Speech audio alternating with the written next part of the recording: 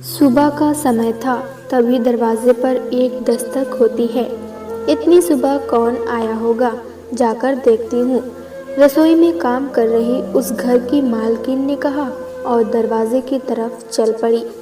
दरवाज़ा खोलकर देखा तो सामने एक लड़की खड़ी थी। जी नमस्ते, मेरा नाम अवनी है। क्या असुमन यही रहती है? सामने खड़ी लड़की ने बड़े एहतराम से पूछा। हाँ बेटा, ये असुमन का घर ही है और मैं उसकी माँ। लेकिन तुम कौन? दरवाजे पर खड़ी उस महिला ने कहा। वो लड़की अवनी कुछ बोलना तो चाह रही थी, पर न जाने क्यों उसकी जुबान साथ नहीं दे रही थी। वो कुछ कह पाती तभी अंशुमन की माँ बोल पड़ी। अच्छा, तुम ज़रूर मेरे बेटे के कॉलेज में पढ़ती होगी, उससे मिलने आई होगी। तुमसे पहले भी उसके कुछ दोस्त आए थे उससे मिलने। जब से अस्पताल से आया है तब से कोई न कोई दोस्त रिश्तेदार उसका पूछना करने आ रहे हैं। सबने पूछ पूछ कर जान ही निकाल दी है कि आखिर कैसे चोट लगी, कैसे हाथ टूटा। अंशुमन की माँ ने कुछ ज़्यादा ही बोल दिया।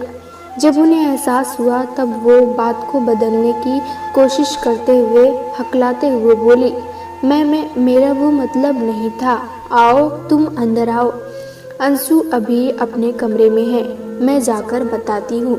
नहीं नहीं आंटी, मैं यहाँ किसी को तकलीफ देने नहीं आई हूँ। अंशुमन सो रहा होगा, इस समय मुझे बस पूछना था कि अब वो कैसा है, ठीक तो है? अवनी ने कहा। हाँ बेटा, ठीक ही है। डॉक्टर ने थोड़ा आराम करने को कहा है। हाथ भी फ्रैक्चर हो गया है, इसलिए अभी कुछ दिन कॉलेज भी नहीं आएगा। खैर छोड़ो, तुम अंदर आओ। इस तरह मेहमान को दरवाजे से ही विदा करना अच्छी बात नहीं। अब आई हो तो उससे मिल कर जाओ, मैं अभी उसे बुला कर लाती हूँ। अंशुमन की माँ ने कहा और अवनी का हाथ पकड़कर उसे घर के अंदर ले आई। तुम बैठो बेटा, मैं अभी उसे बुलाकर लाती हूँ। अंशुमन बेटा, अंशु देख तेरे कॉलेज की दोस्त आई है तुझसे मिलने। अंशुमन की माँ ने अवनी से बैठने का कहा और अंशुमन को आवाज़ लगाते हुए उसके कमरे की ओर चली। सोफे पर बैठी अवनी अंशुमन के घर को देख रही थी, जो कि एक छोटा सा घर था, और वही दीवार पर टंगी एक तस्वीर जिस पर माला टंगी हुई थी, शायद अंशुमन के पिता की थी। अवनी अंशुमन का इंतजार कर रही थी। अंशुमन की माँ अंशु के कमरे में पहुंचकर, तू यहाँ बैठा पढ़ाई कर रहा है और मैं तुझे कब से आवाज़ दे रही हूँ, चल बाहर, तुझसे मिलने तेरी कॉलेज की कोई दोस्त आई है। अंशुमन की माँ ने कहा। सॉरी माँ, वो कानों में हेडफोन लगे हुए थे, दोस्त ने लेक्चर की रिकॉर्डिंग भेजी थी, वही सुन रहा था। अब बोलो क्या हुआ? अंशुमन ने पढ़ाई की तरफ से ध्यान हटाते हुए कहा। लो भाई, अब फिर बताऊं, तेरे कॉलेज की एक दोस्त आई है तुझसे मिलने, ज़रूर तेरा हाल चाल पूछने आई होगी। बड़ी प्यारी बच्ची है। चल अब ज़्यादा इंतज़ार मत करा, बाहर आ, मुझे और भी काम है, फिर स्कूल भी जाना है। अंशुमन की माँ ने कहा। उसका हाथ पकड़कर बाहर की ओर सहारा देकर ले जाते हुए, मेरी दोस्त मेरे कॉलेज की ज़रूर आपको कोई भूल हुई होगी, आपकी ही कोई स्टूडेंट होगी जो अब इतने साल बाद आई होगी और आप उसे पहचान नहीं पा रही होंगी। ध्यान से जाकर देखिए। अंशुमन ने कहा माँ को रोकते हुए। मैं अभी इतनी बूढ़ी नहीं हुई हूँ कि मैं अपने पढ़ाए बच्चों को पहचान न पाऊँ। उसने आकर तेरा ही नाम लिया था, तेरे ही नाम से वो घर तक आई है। कहीं कुछ और बात तो नहीं? कहीं तू मुझसे कुछ छिपा तो नहीं रहा है? पहले ये चोट, अब लड़की का घर आना, अगर कुछ ऐसा वैसा है तो बता देना, वरना बहुत पछताएगा। अंशुमन की माँ राधा ने कहा। अरे माँ, तुम भी? अच्छा चलो मैं भी तो देखूं मुझसे मिलने कौन आया है, वो भी कॉलेज से, जहाँ अभी गए मुझे मुश्किल से 2 महीने भी नहीं हुए हैं। अंशुमन ने कहा और फिर थोड़ा लड़खड़ाता हुआ बाहर की ओर आ गया। अपनी माँ का सहारा लेकर ये लो आ गया। अंशुमन दादाजी ने कहा।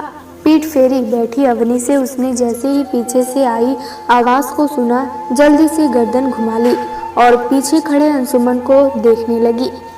अंशुमन भी उसे वहां देख भौचक्का सा रह गया था। दोनों थोड़ी देर तक एक दूसरे को यूं ही देखते रहे। तभी राधा जी बोल पड़ी, ठीक है, तुम दोनों यहाँ बैठो, मैं चाय लेकर आती हूँ। नहीं आंटी, चाय नहीं, मुझे कॉलेज भी जाना है। अवनी ने कहा, नहीं बेटा, तुम दोनों बैठो, मैं 5 मिनट में आती हूँ चाय लेकर। इस तरह मेहमान को नहीं जाने देते हैं बिना कुछ खिलाए पिलाए, राधा जी ने कहा और वहां से चली गई। अब बस वहां अवनी और अंशुमन ही थे। अंशुमन अवनी के ठीक सामने बैठा था। सामने बैठी अवनी के कांपते होठ बता रहे थे कि वो कुछ कहना चाह रही थी पर कह नहीं पा रही थी और आखिरकार उसने अपने कांपते होठों से कहा, तुम ठीक तो हो अंशुमन? हाँ ठीक हूँ, पर तुम यहाँ कैसे, घर का पता कैसे मिला? अंशुमन ने पूछा। मैंने वो कॉलेज से लिया, तुम्हारी चिंता हो रही थी, तुम उस दिन मुझे माफ कर दो। अंशुमन, मुझसे गलती हो गई, अवनी ने एकदम से हाथ जोड़ते हुए कहा। उसे इस तरह देख अंशुमन बोल पड़ा, अवनी प्लीज, ये कोई कॉलेज या कैंटीन नहीं है जहाँ तुम इस तरह की बातें कर सकती हो। ये मेरा घर है, तुम मेरा पूछना करने आई, मुझे अच्छा लगा, अब तुम जा सकती हो। तुम परेशान मत हो, मैं किसी को नहीं बताऊंगा कि मुझे चोट कैसे लगी, खासकर कॉलेज के डीन को। तुम्हें लगता है मैं यहाँ इसलिए आई हूँ? अवनी ने कहा, तो फिर किस लिए आई हो? मुझे जिंदा देखकर अच्छा नहीं लगा, शायद तुम्हें।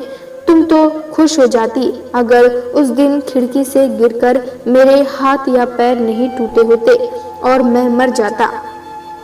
अंशुमन ने कहा थोड़ा गुस्सा करते हुए, नहीं अंशुमन, इस तरह मत कहो, मैं पहले ही बहुत शर्मिंदा हूँ, अब मुझे और शर्मिंदा मत करो। मैं तो यहाँ अपनी गलती की माफ़ी मांगने आई थी, क्योंकि उस दिन के बाद से मुझे एक दिन भी सुकून से नींद नहीं आई थी। मुझे तुम माफ़ कर दो और चाहो तो कॉलेज डीन को सब कुछ सच सच बता दो।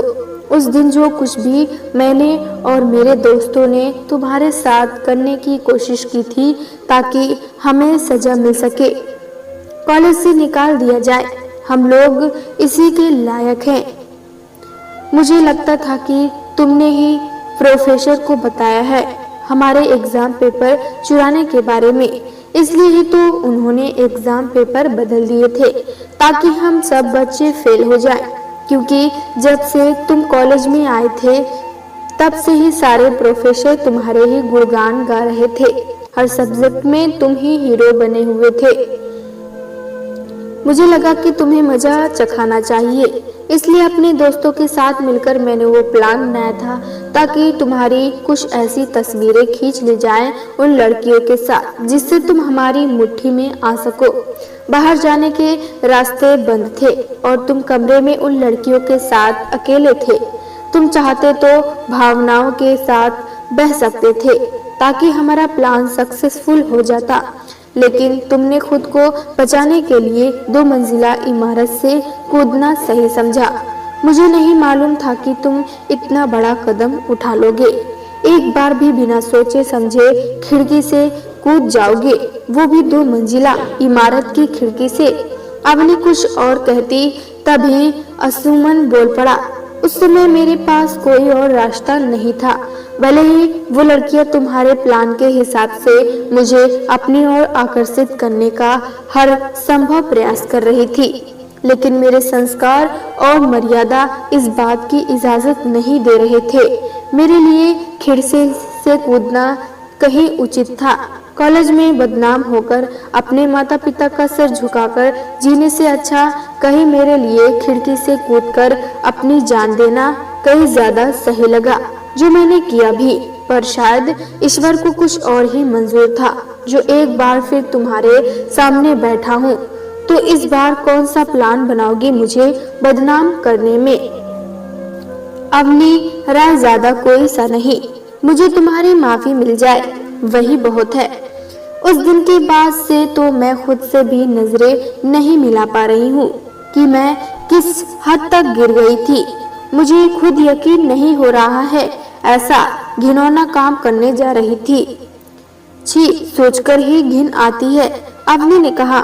नजरें नीचे झुकाकर उसे इस तरह देख अंशुमन को लगने लगा था कि शायद अवनी सच में शर्मिंदा है। इसलिए उसने उसकी तरफ देखा और कहा, अगर तुम सच में शर्मिंदा हो, मानती हो तुमने जो किया गलत किया और आइंदा किसी के साथ इस तरह नहीं करोगी, तो मैं भी तुम्हें माफ करता हूँ, क्योंकि ये भी मेरे संस्कारों और मर्यादा के खिलाफ है कि कोई अपनी गलती मानो और फिर भी मैं उसे माफ नहीं करूँ। इतना बड़ा तो मैं भी नहीं हूँ। ठीक है, तुम्हें मैंने माफ किया, और हाँ, परेशान मत हो। उस दिन क्या हुआ किसी को नहीं पता लगेगा, खासकर डीन को तो बिल्कुल भी नहीं, वरना मेरा एक कंपटीटर जो कम हो जाएगा, और अगर कंपटीटर ही नहीं रहेगा तो खेल का मजा ही कुछ नहीं रहेगा। उसे इस तरह कहते देख अवनी के चेहरे पर एक मुस्कान उभर आई और वो अपना हाथ आगे बढ़ाते हुए बोली, कंपटीटर नहीं, फ्रेंड्स, मुझसे दोस्ती करोगे? अंशुमन कुछ कह पाता, तभी राधा जी हाथ में चाय की ट्रे लिए ऑन पहुंची, जिसके बाद उन दोनों ने चाय पी और फिर अवनी कुछ नोट्स लाई थी अंशुमन के लिए, क्योंकि उसकी ही वजह से वो इतने दिनों कॉलेज नहीं आ सका था। तो अब उसका फर्ज था कि उसके लिए भी नोट्स बनाए। प्यारे दोस्तों, अगर ये कहानी आपको पसंद आए तो लाइक सब्सक्राइब करना ना भूलें।